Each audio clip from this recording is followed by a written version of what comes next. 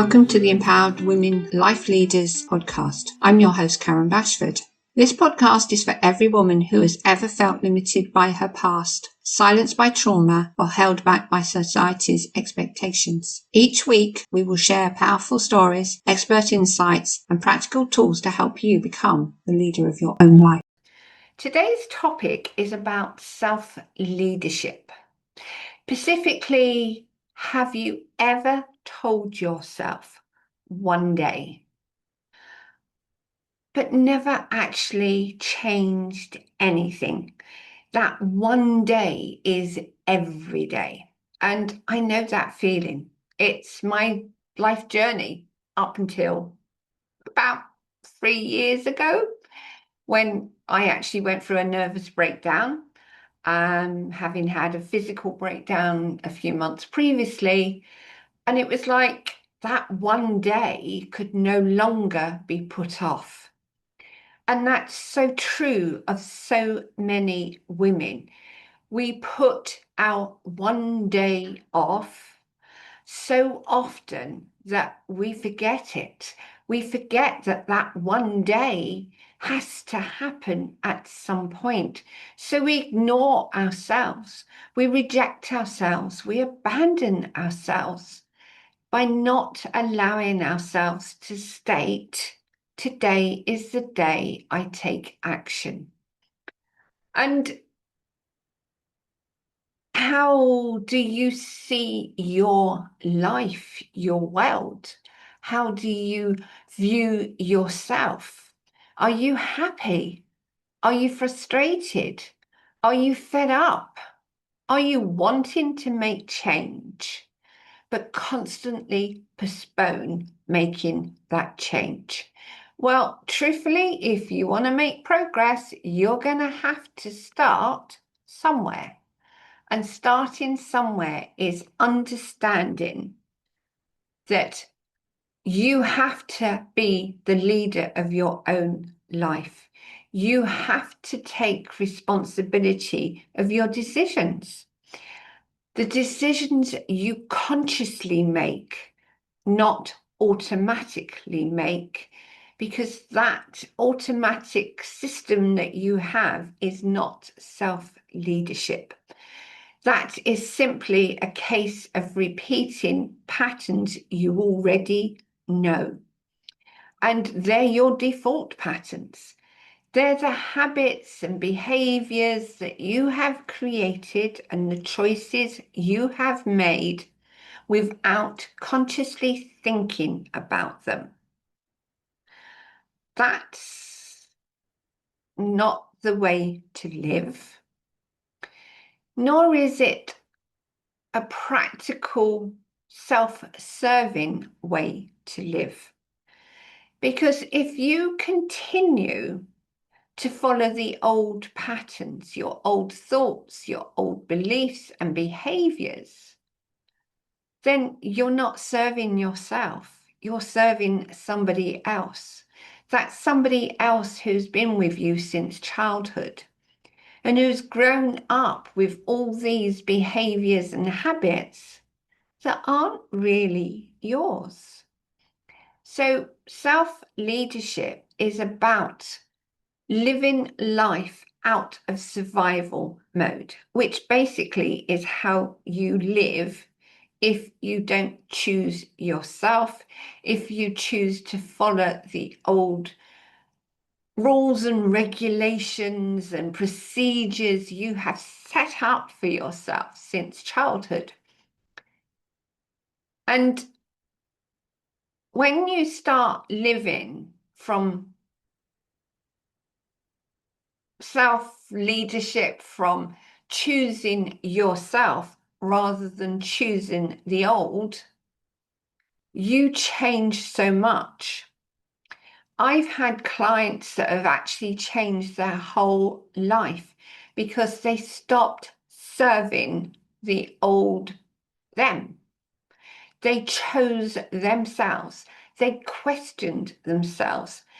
They looked at their lives and decided, is this really what I want? Or am I choosing to have my one day now and actually take action, which is why they came to me, because they'd had enough. They had decided that I'm not prepared to keep living like this. I want to make change. Now, I'm all very much into asking questions. I'm also very much aware that you do not create lasting change if you just focus on your mindset. You have to have your body acknowledge those changes. You have to have your body being aware of how you previously behaved and how you want to behave in the future. So consequently, if you do not do the inner work of getting to know yourself, how you've behaved, how you're thinking, and your automatic responses, you will not change very much. You might see a change, but not as deep or as rapid as it could be, because you have brought your body into the equation. So, what causes us to have those roadblocks, those times when we keep saying, yes, one day? Well, obviously, fear of failure. Every one of us does not want to fail, but it's good to fail. In failing, you can actually see the changes you need to make to create positive outcomes. You're frightened of self-judgment or judgment of others. And we're the world's worst for judging ourselves harshly. We automatically assume that we're not good enough, that we can't do something, that actually there's somebody else better than us, so why should we do it? Because somebody is going to judge us. But it doesn't work like that. The only reason you're judging yourself and fearing judgment is you see the world as better than yourself. You see the world is entitled to things, and I use the word deliberately entitled, even though it might challenge your perception, simply due to the fact that you are entitled to have a good life. But you've been telling yourself, I can't. It's not possible. Otherwise, you wouldn't be saying one day. You'd be saying, today is my day, and today I am taking action. And I know all of this, partly because of what I've been through, having spent most of my life putting that one day off until a time when I decided, or rather my body decided, that I wasn't going to do that anymore. And consequently, I had that physical breakdown, nervous and emotional breakdown. But you don't have to wait until that happens. You can actively choose to question, what am I doing in my life now that is repeating patterns from the past, that is no longer serving me, or that I'm allowing others to tell me how to behave and how to think, simply because I'm worried, I'm scared, I'm frightened of their judgment. I'm frightened if I do take that step, I'm going to fail. But what if taking just one small step starts to change things? You don't have to take a whacking great leap. That's not necessary. One small step, one different choice, one action that puts you first rather than everyone else can start you encouraging your body to accept that it's no longer needing to protect you, and keep you stuck. What is happening when you refuse to take that 1 day step? Your body is assuming you're unsafe. And the body has to feel safe to take action. And if the body is not safe, you will not take even that one small step. So how do you tell yourself you're safe? Think back to a time when you did something that you didn't expect you could do.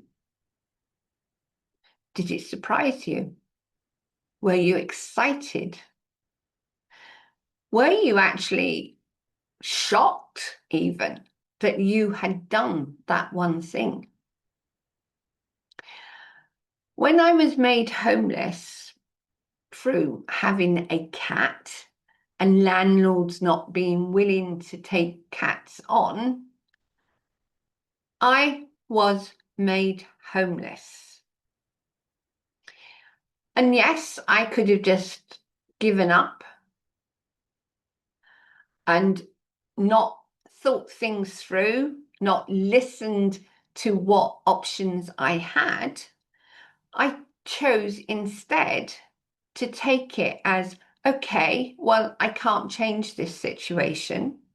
So I packed myself and my cat up, having worked with the local council to find a home, because when you're made homeless, you can go to the local council and get assistance. It wasn't that I wasn't actively looking for somewhere to live, but due to my cat and my unwillingness to give her up, I was unable to find somewhere. So it's not that I intentionally made myself homeless. So I got assistance from the local council, but that takes time. You actually have to be physically homeless before they can assist you.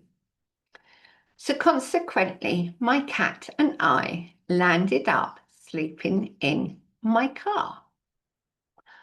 In woods. Scary. But there was nowhere else I could go.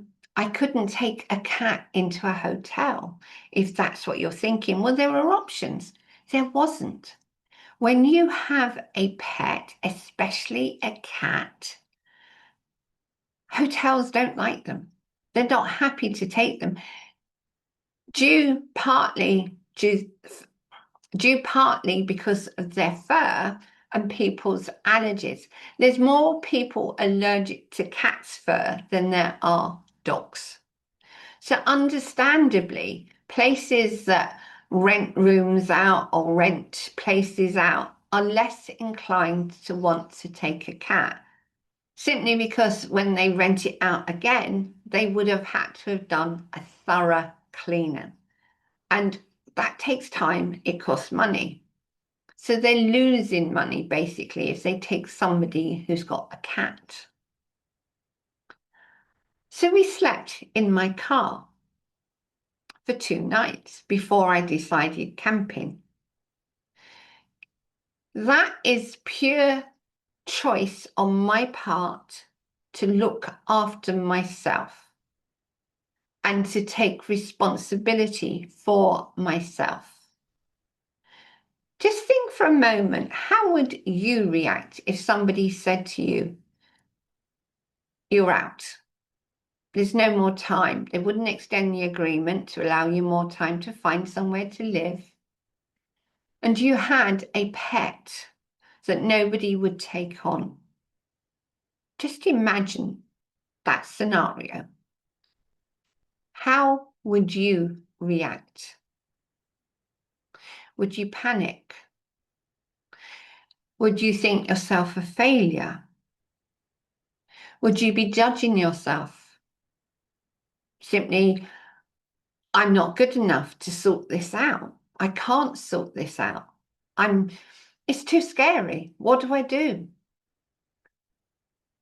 Self-leadership is about being responsible for yourself.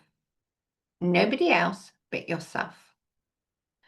And yes, we all have other responsibilities, but looking after yourself has to be your top priority. So what can you do to help yourself? Well, you can do like I did and just trust that an answer would come. Even then, I wasn't worried about it. It was almost as if there was a part of me inside that said, well, we'll sort this out. Something could be sorted. Yes, I had faith in the local council. I had faith in the universe that it wouldn't let me down. And I also took the whole situation as an adventure. Sorry, I can't use my words today. But it was an adventure. It wasn't a challenge that couldn't be overcome. It wasn't a situation that wasn't, how do I put this? It was scary. It was decidedly worrying. But at the end of the day, it was going to happen. So I could choose to accept it, see it as an adventure, and wait for the inspiration, which did come because I landed up going camping, or I could have been fearful and not done anything. So to help yourself, you can journal.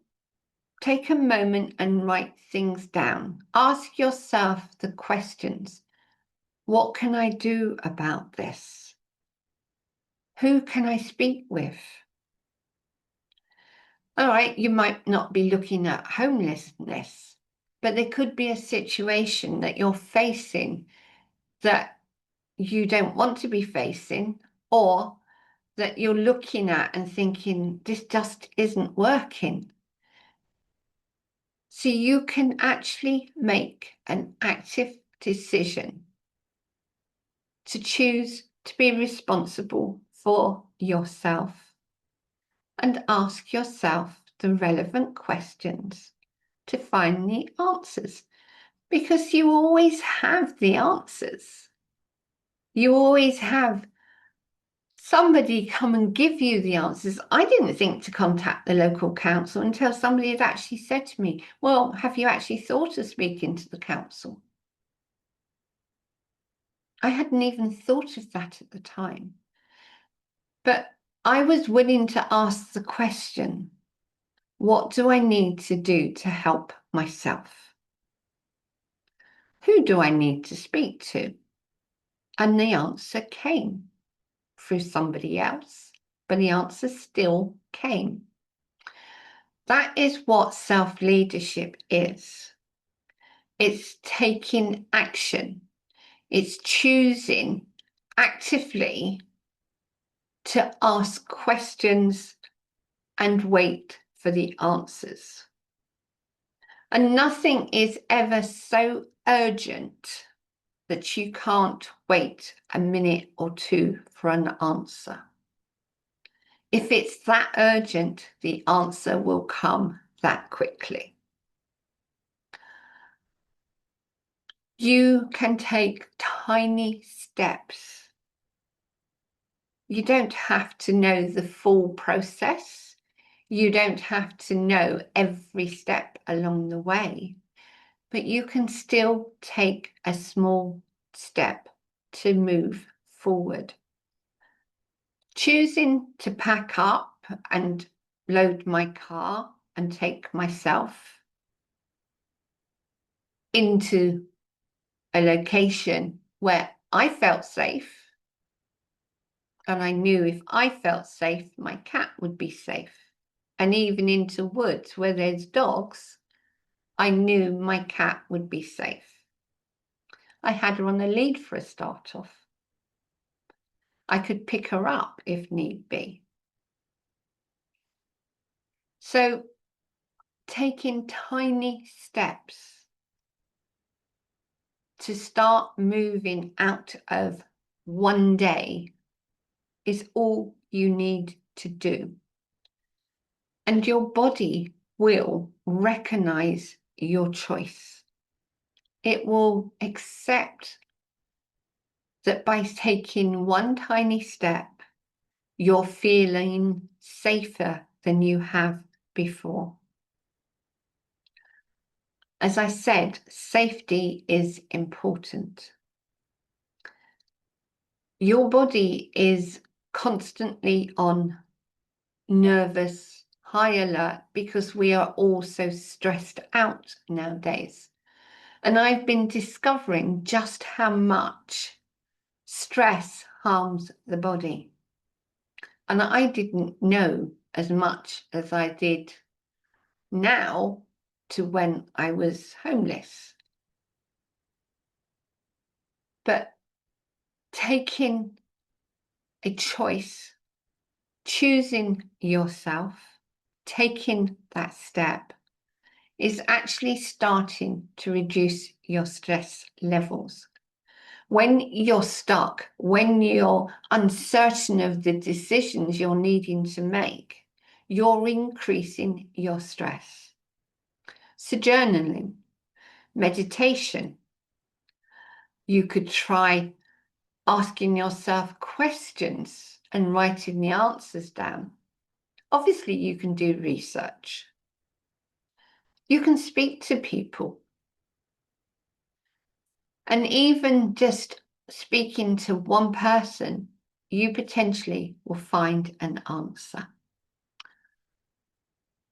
Embrace the situation. Embrace how you're feeling. Do breathing to calm your nervous system. It's a proven fact that if you breathe in deeply, hold, and then breathe out fully, it will calm your nervous system. I've also discovered that if you put your hands together like that, and then bring your hands together with your thumbs crossed, or they can even go like that, and just open and close, that enables your nervous system to calm down. Do that a couple of times a day. Literally, as you can see, as I'm talking to you, I'm closing and opening my hands. That is calming my nervous system. Another way is you can rub here. We often automatically rub our shoulder blades. That's a calming effect on our nervous system when we're nervous or when we're feeling threatened. Even if we don't know we're threatened, our body will automatically have us take that kind of action. So, embracing how you feel.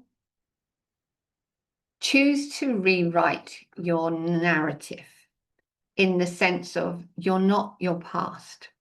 Yes, your past is influencing your present, but even acknowledging how your past has been will enable your nervous system and your body to calm down. And when your body calms down, you're able to feel more in control. You're able to allow the answers that need to come in to be heard better. When we're calmer, our mind calms down, our thoughts calm down, and we can hear those quiet moments in between our thoughts when our intuition kicks in and we get our own inner guidance telling us this is the option that you need to do. I hadn't even thought about camping until I'd spent 2 nights actually sleeping in the car and realizing that I was already attracting attention. So I had to find another option. And I'm just sitting there thinking, okay, so what can I do now? I can't stay here. So Actually, I was thinking where else I could go and sleep for the night in the car. I was thinking of all the places I knew that I could go to. And surprisingly, this thought just come in, but it was that quiet, without awareness thought that just come in rather than that thinking thought. And it was like, well, go camping. Huh? Why didn't I think of that? You know, one of those moment kind of things. And they will happen more and more when you begin to take responsibility and stop putting off the things that you want to do. Your body will sense the shift in how you're feeling about your life, about how you want to live your life. Your body will sense it and will start calming down. And it might sound illogical, but you'll be amazed at just how much your body will respond when you start taking actions that are aligned to what you're really wanting. It will reduce the stress levels. It will stop the judgment coming in so much. And you're all thinking, but judgment comes from the mind. No, judgment comes from the body just as much as the mind. When your body feels that it's doing something that feels out of alignment to itself, judgment will come in simply because you're doing something that is so contrary to what you're really wanting to do. So listen to your body. Sense how your body is responding to you when you make your decisions, when you ask those questions. How are you responding? Knowing yourself by asking questions, is this true? Is this what I want? Why am I doing this? What's the purpose of this? Who should I go and speak to? What do I need to know? How do I quieten my nervous system to hear the signals, to receive the guidance? I discovered during my nervous breakdown, the best way I received answers was to actually question, ask lots and lots of questions. And when I work with clients, I'm not necessarily asking them questions, but I'm having them ask their body a question in the sense of, how does your body feel? What is your body trying to tell you? What is your body showing you? When you come back to that place of inner peace, by quietening the noise, by choosing yourself, by being aware that you can't keep putting off the one days. The one days have to start at some point. So allow yourself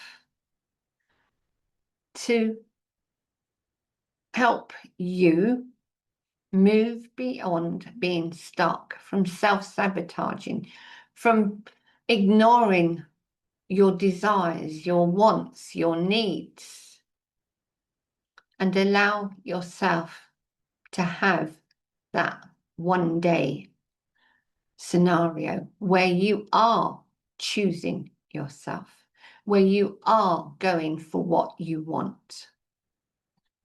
When you actively choose yourself, things begin to change.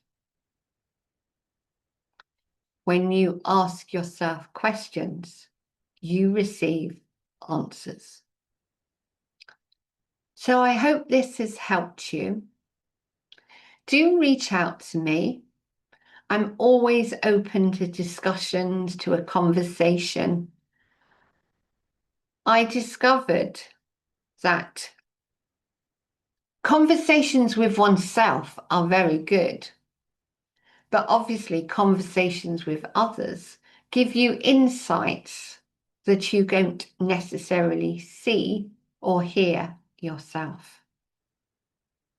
So even if you don't reach out to me, go and have a conversation with somebody else. Ask them about what do they see in you? What are you doing that they can see is not helping you? And in those questions, you begin to see things better for yourself. So take care and see you soon.